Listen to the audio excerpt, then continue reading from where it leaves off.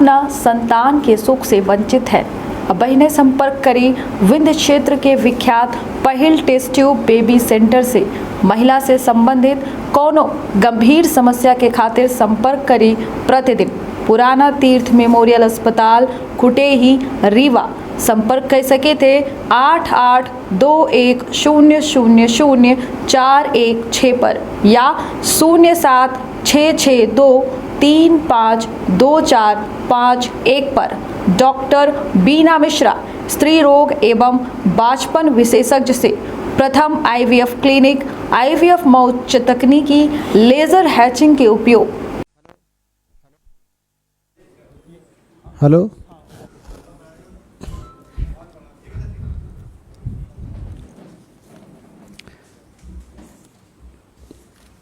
धन्यवाद दोस्तों, आपने थोड़ा सा संयम और धैर्य रखा। थोड़ा सा हम आज हल्का सा लेट शुरू कर रहे हैं, उसके लिए क्षमा चाहते हुए सीधा टॉपिक पे आते हैं। आज एक अति महत्वपूर्ण विषय जो रिपोर्टर्स कलेक्टिव नामक वेबसाइट पे एक रिपोर्ट छपी है, 3 कृषि कानूनों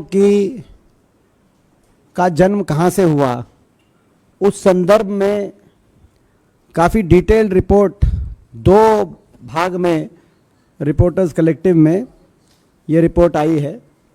इसको लेकर आज देश इस सरकार से बहुत से प्रश्न पूछ रहा है। पहली बात तो इस रिपोर्ट के माध्यम से साबित हो गया है कि जो तीनों कृषि कानून जो हम कहते थे, हम लोग कहते थे किसान आंदोलन 1 साल तक चला, आपको याद होगा 750 किसानों की जान उस आंदोलन में कुर्बान हो गई।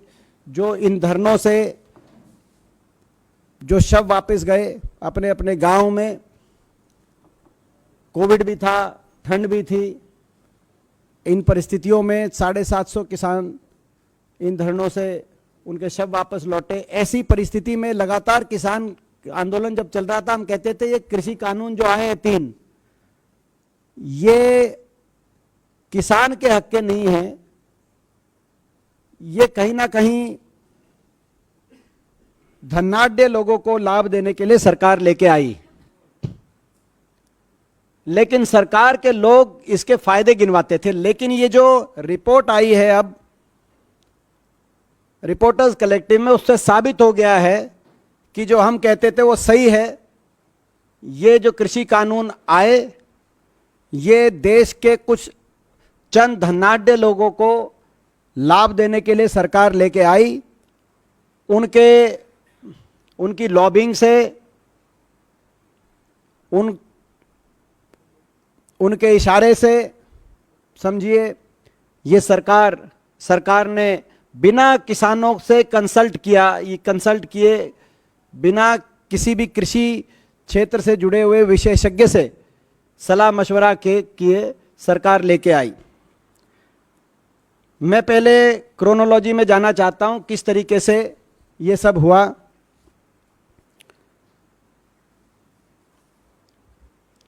देखिए, फरवरी 28, 2016 प्रधानमंत्री जी ने कहा कि 2022 तक इनकम डबल के लिए हम अपना लक्ष्य रखते हैं।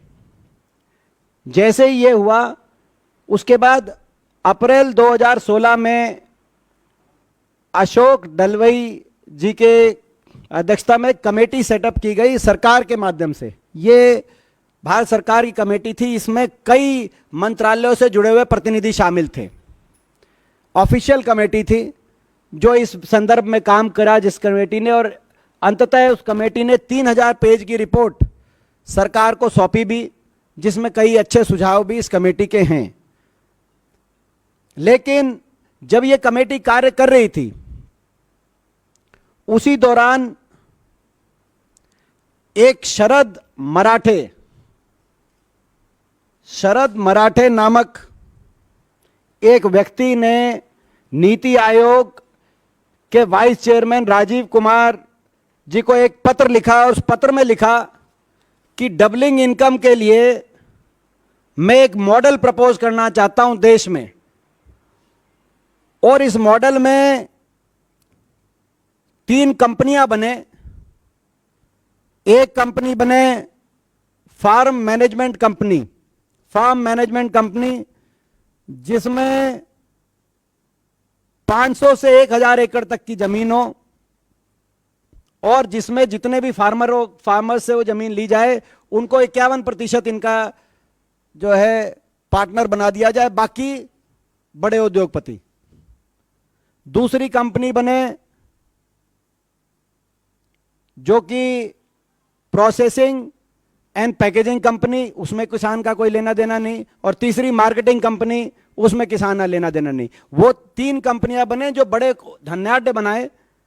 जो फार्म मैनेजमेंट कंपनी जो किसानों से जमीन लेके बनाई जाए 500 से 1000 एकड़, उसमें 51% जरूर किसान को दिया जाए। ये उन्होंने एक प्रपोजल लेते कहा कि ये डबलिंग इनकम बड़ा मदद करेगी। और नीति आयोग से मैं मांग करना चाहता हूं, नीति आयोग इसको लेकर, प्रपोजल को लेकर एक टास्क फोर्स गठित करे। ज्ञात रहे, मैंने आपको जैसे कहा कि भारत सरकार एक ऑफिशियल कमेटी बना चुकी थी अशोक डलवई जी के अध्यक्षता में, मगर जब वो कमेटी काम कर रही थी उसके साथ साथ ये टास्क फोर्स गठित करने की बात शरद मराठे, कौन है शरद मराठे? उनका कृषि क्षेत्र से कुछ लेना देना नहीं। शरद मराठे 1960 से अमेरिका में रह रहे हैं। कहीं ना कहीं सत्तारूढ़ दल से और उनके जो एनआरआई, जो उनके संगठन से जुड़े हुए लोग हैं, उनसे इनका काफी अच्छा परिचय है। और बार बार इनको ऐसी डेलीगेशंस में या ऐसी सरकार की तरफ मीटिंग्स में शामिल होने का अवसर मिलता है जो आप और हम और आम नागरिक को नहीं मिलता।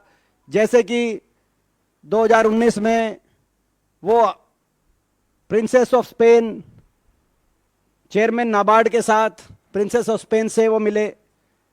आयुष, उनका कोई आयुष से भी लेना देना नहीं, लेकिन 2018 में एक टास्क फोर्स बनाई गई आयुष सेक्टर को बढ़ावा देने के लिए, उसका भी उनको चेयरमैन बना दिया गया था। मगर ये ना तो इनका तो कोई आयुष से लेना देना, ना कृषि क्षेत्र से लेना देना। ये जो हैं, ये जनाब, इनकी एक सॉफ्टवेयर कंपनी है यूएस के अंदर, यूनिवर्सल टेक्निकल सिस्टम्स। इन्होंने मैकेनिकल इंजीनियरिंग एमबीए करी है। और एक और कंपनी है universal technical systems private limited, ये इंडिया में रजिस्टर्ड कंपनी है। तो ऐसे व्यक्ति ने एक टास्क फोर्स कहा कि भाई कृषि क्षेत्र में किसान की, और नीति आयोग ने इनके सुझाव पर, नीति आयोग के मेंबर रमेश चंद ने लिखा कि proposal for establishing task force has been discussed with the prime minister's office and we will await their response before proceeding further. ये 2017 दिसंबर में लिखा गया। उसके बाद ये टास्क फोर्स गठित कर दी गई। तो क्या जवाब होगा वो आप समझ सकते हैं। टास्क फोर्स बना दी गई। यही नहीं, इस टास्क फोर्स में इन्होंने कहा, जो ये शरद मराठे, नीति आयोग, आप समझ सकते हैं, नीति आयोग एक यूएस के सॉफ्टवेयर इंजीनियर 1960 से वहां से, जिसको देश की कृषि से व्यवस्था से पता नहीं, उनके कहने पर टास्क फोर्स बना रही है। और उन्होंने कहा कि इस टास्क फोर्स में ये व्यक्ति लिए जाएं जिसमें औद्योगपति घरानों से संबंधित व्यक्ति, कॉरपोरेट सेक्टर से संबंधित व्यक्ति, कोई कृषि क्षेत्र से संबंधित व्यक्ति नहीं। और खुद को भी उन्होंने कहा कि मैं उस टास्क फोर्स में, मैं अहम भूमिका मेरी रहे।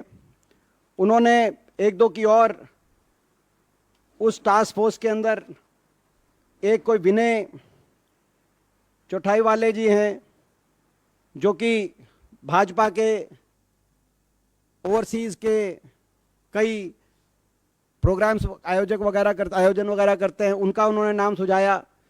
एक संजय मरीवाला जी हैं, तो इन्होंने कईयों के नाम लिए। जो ये संजय मरीवाला जी इनके खुद के बिजनेस पार्टनर हैं, कि ये टास्क फोर्स बनाई जाए जो देश की कृषि व्यवस्था के बारे में निर्धारित करे। वो बन गई टास्क फोर्स। अशोक दलवई जी की जो कमेटी जो भारत सरकार ने बनाई थी, जिसमें सारे इंटर मिनिस्टीरियल कमेटी थी, वो अपना काम अलग कर रही है।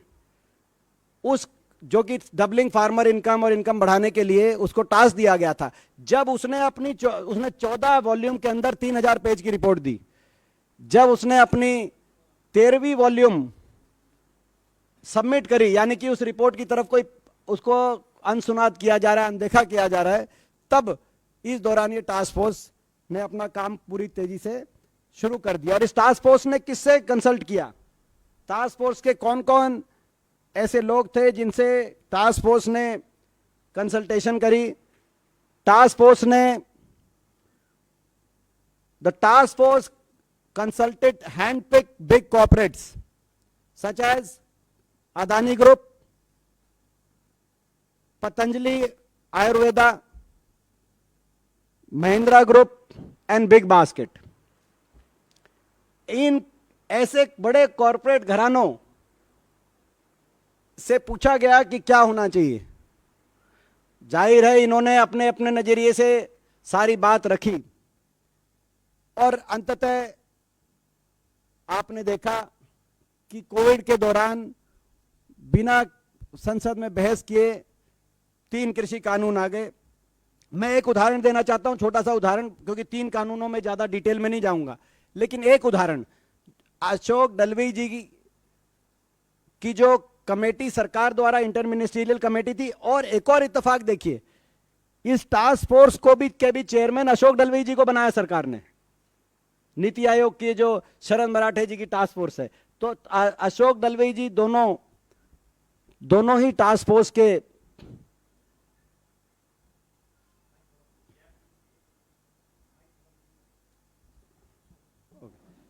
तो ये दोनों टास्क फोर्स के की अध्यक्षता अशोक दलवई जी कर रहे थे। एक उदाहरण देना चाहता हूं, एसेंशियल कमोडिटी एक्ट, यानी कि जमाखोरी के खिलाफ सरकार का ये एक ऐसा कानून कि कोई बिचौलिया किसान से कम कीमत पे खरीद कर इतना जमाखोरी के माध्यम से और ग्राहक को ज्यादा कीमत पे बेचने का काम ना करे, ताकि किसान को भी और ग्राहक को भी दोनों को चोट मारकर खुद का मुनाफा ना कमाए। इसीलिए जमाखोरी का एक कानून है एसेंशियल कमोडिटी एक्ट। और आपको याद होगा 3 कृषि कानून में से एक ये भी था कि इसमें बदलाव। अशोक दलवई जी की 2 कमेटियां हैं।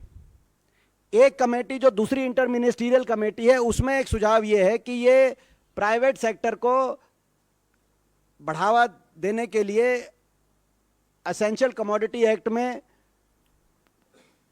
एग्जेम्पशन दिया जाए। बीच का जो एंटिटी है वो, मगर वो तब दिया जाए जब वो एमएसपी पे परचेज करे।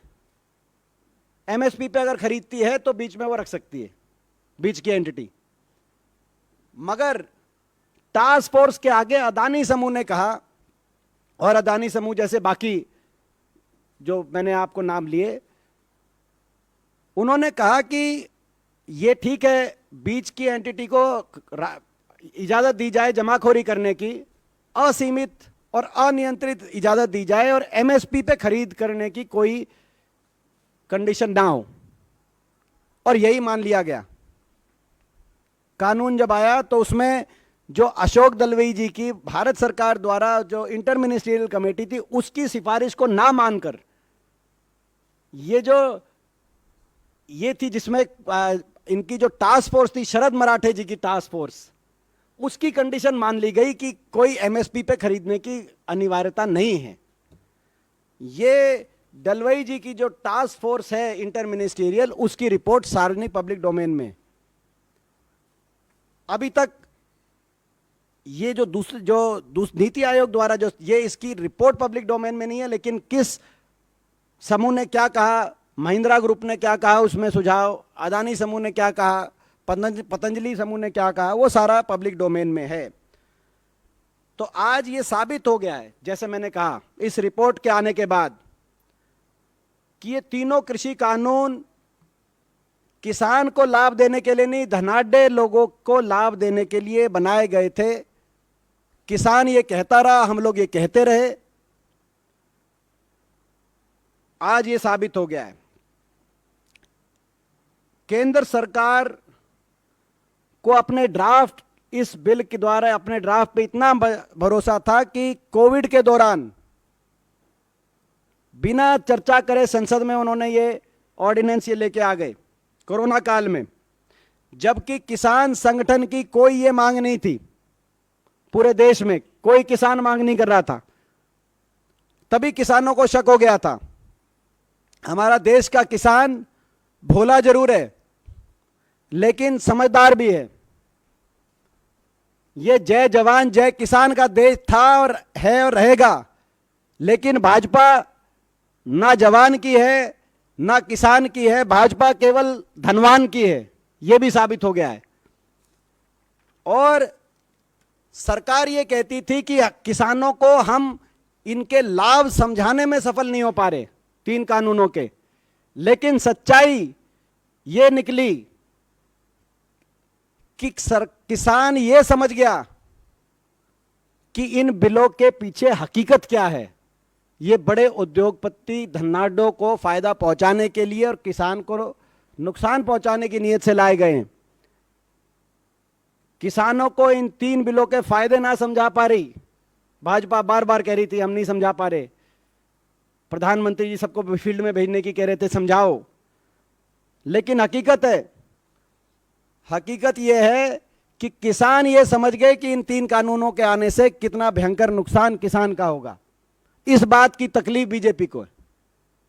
यह नहीं कि वो इनके 3 के फायदे नहीं समझा पाई, यह कि किसान समझ गया कि कितना भयंकर नुकसान किसान को होगा।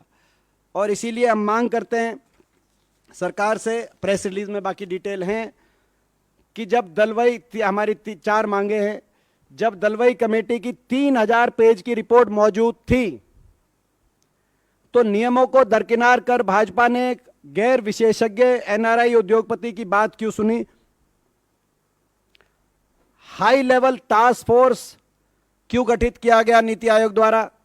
क्या वो किसानों के अधिकारों को कुचलने के लिए बनाई गई थी ताकि चुनिंदा धनाढ्यों को मुनाफा कमा सकें? पहला प्रश्न। दूसरा, आखिर भाजपा सरकार को चुनिंदा पूंजीपतियों का फायदा कराना क्या इतना जरूरी है जिसके चलते उन्होंने देश की पूरी खाद्य व्यवस्था और कृषि सेक्टर को तार तार करने की साजिश रची? हमारा दूसरा प्रश्न। हमारा तीसरा प्रश्न, देश का जो अन्नदाता 140 करोड़ भारत नागरिकों का पेट भरता है, उसके साथ ये सरकार ऐसा शत्रुपूर्ण व्यवहार क्यों कर रही है? हमारा तीसरा प्रश्न। और हमारा अंतिम प्रश्न है, किसानों को गाड़ी के नीचे कुचलने वाली भाजपा सरकार ने किसानों को कॉस्ट प्लस 50% एमएसपी तो दिया नहीं। शहीद 750 किसानों को ना मुआवजा, ना शहीद का दर्जा, ना उनके परिवारों में सरकारी नौकरी देने का काम हुआ, और ना ही संसद में 2 मिनट का मौन धरा गया। इतना ही नहीं, उनके खिलाफ केस दर्ज भी वापस नहीं हुए। अब जो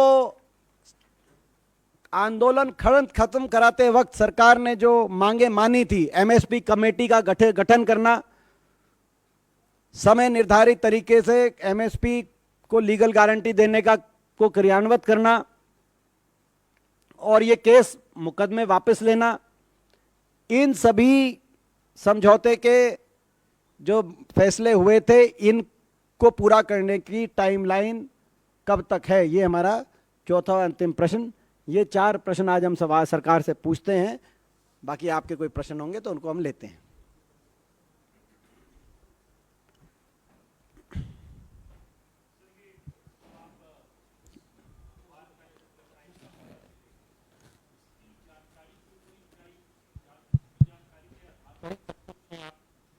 हाँ,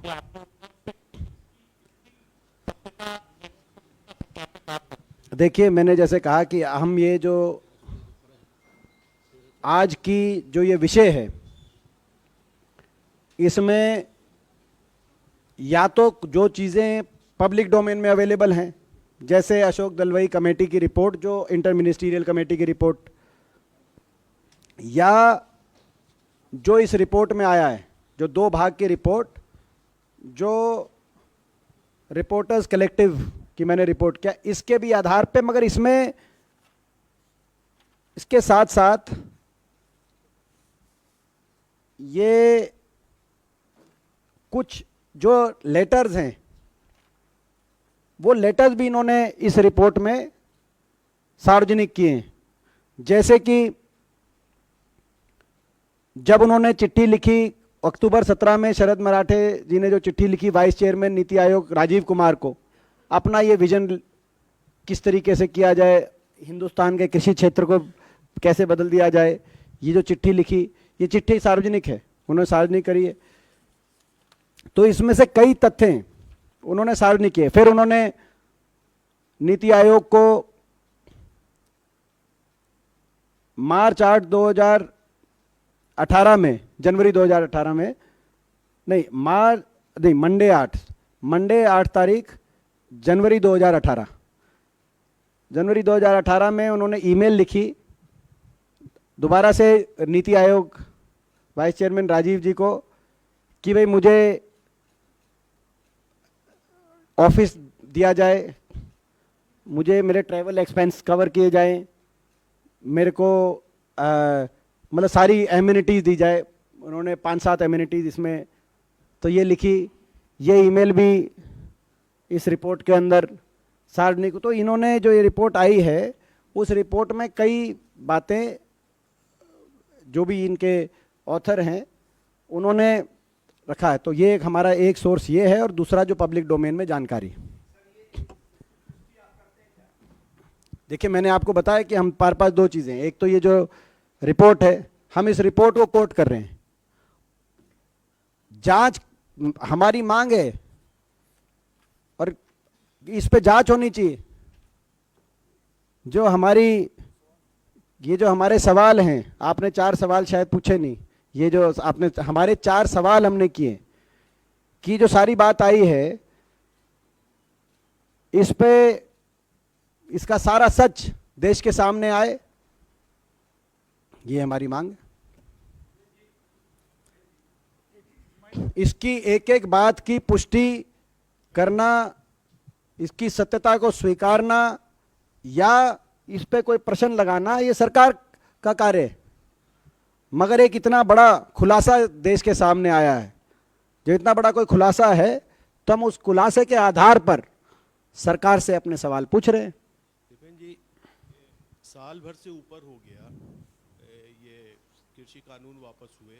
प्रधानमंत्री ने कहा तपस्या में कमी रह गई थी, वो कह के उन्होंने वापस ले लिया। थोड़ा सा तेज बोलिए। प्रधानमंत्री ने वापस ले लिया था, साल भर से ऊपर हो गया, और वादा भी किया था कि हम ये सारे केस वापस लेंगे और मुआवजा देंगे और एमएसपी को कानूनी गारंटी बनाएंगे। तो किसान लड़ भी रहे। अभी आपके हरियाणा में भी आंदोलन हुआ सूरजमुखी को लेकर के।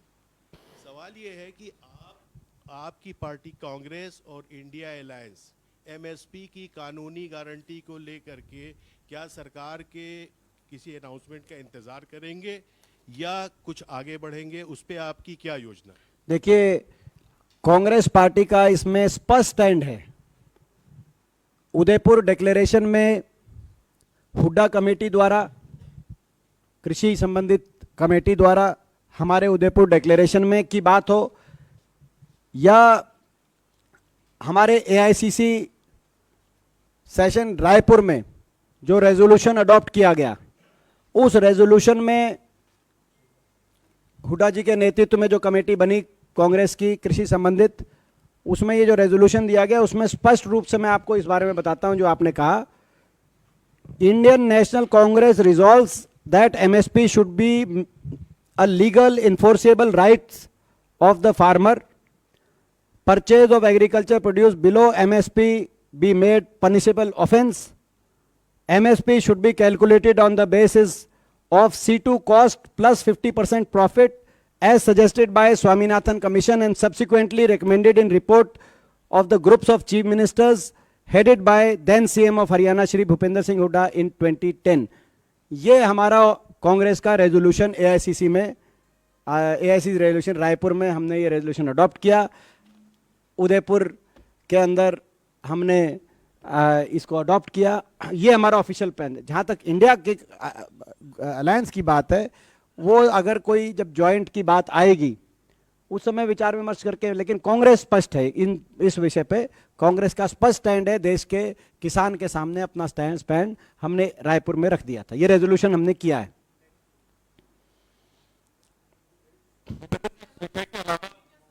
है? इस इशू पे ही रखिए अभी. आनंद इस इशू पे ही नहीं. आनंद एक बार इस विषय पे ही रखिए. आप तो बहुत ही इंटेलिजेंट है, इस विषय पे भी निकल आएगा प्रश्न कोई.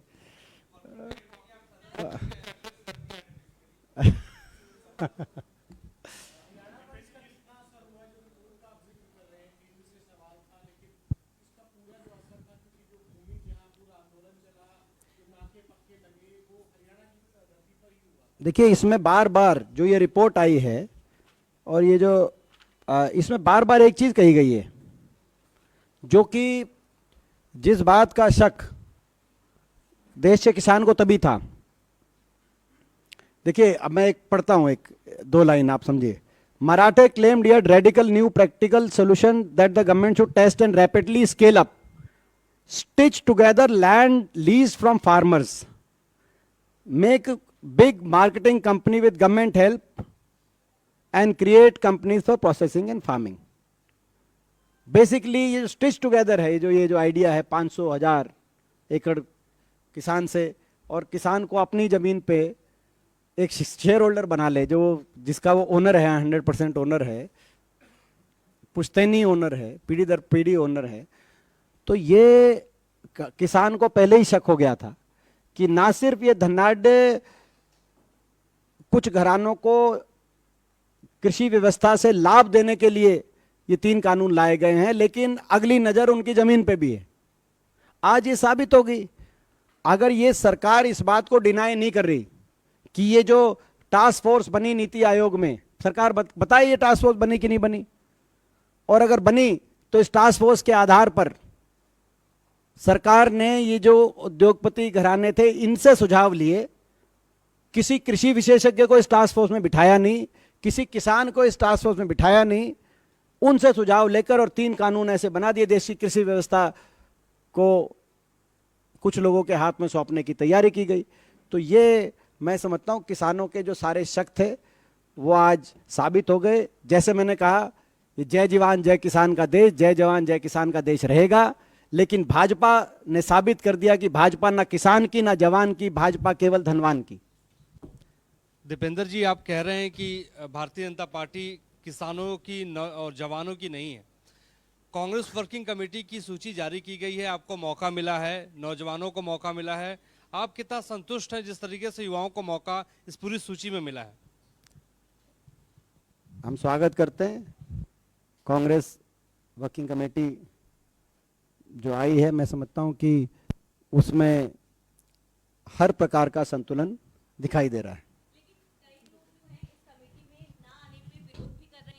कई तरह के ट्वीट भी आए हैं जिसमें बोला जा रहा है कि जो चिंतन शिविर में रखा गया था और उसके बाद जो महाधिवेशन में फॉर्मूला तय किया गया था, उसका पालन जो है इस कमेटी में नहीं किया गया है. मैंने जैसे कहा, मैंने हाँ इकट्ठे, और इसमें इस इशू पे और भी कोई क्वेश्चन होंगे आपके दिमाग, एक बार सारे सुन लेते हैं, सारे सुन लेते हैं, जवाब फिर मैं दे दूंगा. ट्वीट भी किया है और उन्होंने कहा है कि कांग्रेस पार्टी के नेताओं को मेरी वेशभूषा और तिलक से कहीं ना कहीं एक परहेज है और दिक्कत है, इसीलिए उनको जगह नहीं मिली है. अच्छा, और कोई प्रश्न?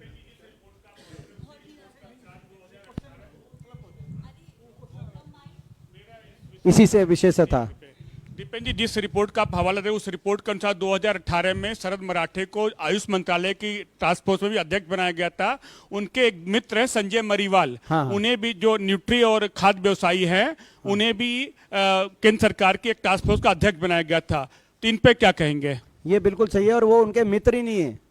जिनका नाम लिया आपने, संजय मरीवाल, वो उनके पार्टनर भी हैं. ये इसी जो आपने जो पत्रकार है उसने कहीं लिखा है कि शायद उनका आपस का कोई जो है कहते हैं जो है उनका कुछ ना कुछ लिंक भी है ना। उन्होंने मराठे जी ने एक नॉन प्रॉफिट कंपनी बनाई संजय मरीवाल जी के साथ, तो नॉन प्रॉफिट कंपनी उनकी साथ में बनी हुई है। तो अब ये सारे जांच के विषय हैं कि ये कौन लोग हैं, क्या ये देश की मतलब जो है कि कृषि, क्योंकि ये आयुष मंत्रालय में भी उनकी जानकारी हो, तो सॉफ्टवेयर इंजीनियर हैं 1960 से यूएस के अंदर है, बहुत से सॉफ्टवेयर इंजीनियर यूएस में। क्या उन सब की बात पे नीति आयोग कमेटियां बना रही है? क्यों बनाई गई, किसके इशारे में बनाई गई, ये सारे जांच के विषय। और आयुष मंत्रालय तो यानी कि या आयुष में जो आपने उन्हें कमेटी बनाई, उनका आयुर्वेदिक मेडिसिन में क्या यूएस के अंदर क्या शोध रही, ये भी एक जांच का विषय है कि यूएस के अंदर वो भारतीय कृषि व्यवस्था बतौर सॉफ्टवेयर इंजीनियर यूएस में इतने वर्ष से भारतीय कृषि व्यवस्था पे शोध कर रहे थे कि भारतीय आयुर्वेद पे शोध कर रहे थे। क्या हिंदुस्तान में उनसे ज़्यादा कोई विशेषज्ञ नहीं मिला? ये सारे जांच के विषय हैं और सरकार को जवाब देना चाहिए। सरकार जवाब दे। हाँ देंगे ना, मगर वो और भी प्रश्न थे, एक साथ देंगे वो, आखिर में लास्ट देंगे वो। सीडब्ल्यूसी पे नहीं, अलग से पूछना है। Selectively quoting Udaipur declaration. Udaipur declaration we are quoting about farmers, but he also Udaipur declaration said under 50. Udaipur declaration as well as plenary session said that you should give representation. Out of the 38 members, I accept that you have put special invitees, made a omnibus and everything else, but the 38 members that are there, the co-members, there are only 3 below 50. I asked this question to the spokesperson secretary yesterday. He said, no, we have implemented. It has not been implemented in its true spirit. But no, you look at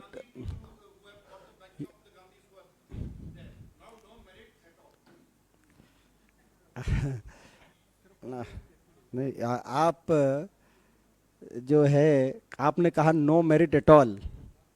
Sunil Prabhu ji, हम आपको जो है हम भी 10-15 साल से जानते हैं, अब हमारा नाम आ गया, आप कह रहे हैं नो मेरिट एट ऑल। इतना तो आप इतना तो आलोचना में इतना तो आलोचना में आप शिष्टाचार निभाएंगे, हमें उम्मीद है। कांग्रेस वर्किंग कमेटी का गठन मैं मानता हूं हर प्रकार के संतुलन को देखते हुए और समझते हुए कांग्रेस शीर्ष नेतृत्व ने किया है। इसका बहुत अच्छा संदेश देश में गया है। हम कांग्रेस शीर्ष नेतृत्व का धन्यवाद करते हैं। कांग्रेस वर्किंग कमेटी के गठन में हर प्रकार के संतुलन को बनाने का उन्होंने काम किया है। किया गया कांग्रेस पार्टी की तरफ से कि सनी देओल का जो बंगला था आज 26 करोड़ में ऑक्शन होना था और बैंक ने कहा कि टेक्निकल रीजन की वजह से ये एक बार जानकारी लेने के बाद, विजय लक्ष्मी जी, जानकारी लेने के बाद आपको अलग से इसका जवाब दे देंगे। पता नहीं, हमें जानकारी नहीं। पर आपको लगता है वही जो आप कहते हैं धनाढ्य लोग या ये सब इसी वजह से टेक्निकल रीजन की वजह से ऑक्शनिंग रुक गई? आपकी बात हो सकता है सही हो, लेकिन हमें जानकारी नहीं, हम इतना ज्यादा सनी देओल हम